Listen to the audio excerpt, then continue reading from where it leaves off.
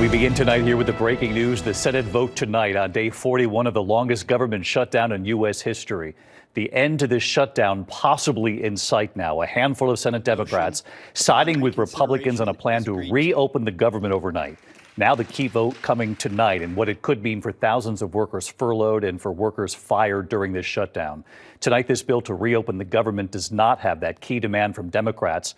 Their effort to extend Obamacare subsidies to keep insurance premiums from skyrocketing for millions in the coming months. After keeping the House out of session for weeks, Speaker Mike Johnson is now ordering all members back to Washington. It appears the earliest the House could vote on this is Wednesday. This comes amid growing uncertainty for more than 40 million Americans who rely on food assistance. And on this Monday night, the chaos at the nation's airports. Even if the government reopens on Wednesday, it could take many days thereafter to get air travel back up and running at normal levels. Delays at some airports today up to 4 hours, and President Trump tonight now threatening air traffic controllers who aren't getting paid, saying they must get back to work. So where does this stand at this hour? Rachel Scott leading us off with the breaking developments. She's up on the Hill tonight. Tonight, on day 41 of the longest government shutdown in American history, the end finally in sight. The American people have suffered for long enough. Let's not pointlessly drag this bill out.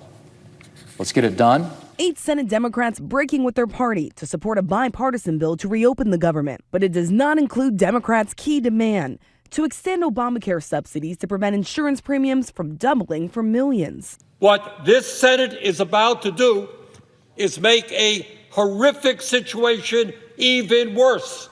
As part of the compromise, Republicans promised to hold a future vote on health care, but not to actually pass any legislation. It seems like the health care bill that Democrats will be putting on the floor has a very low chance of getting any Republican support. Yeah, I would say it won't get any.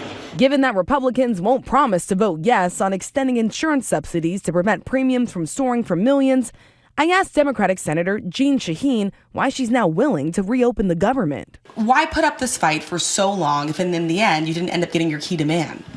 Well, we aren't sure if we're going to get our key demand or not because we're just starting that part of the discussion. But it's time to end the suffering that people are feeling because of this government shutdown.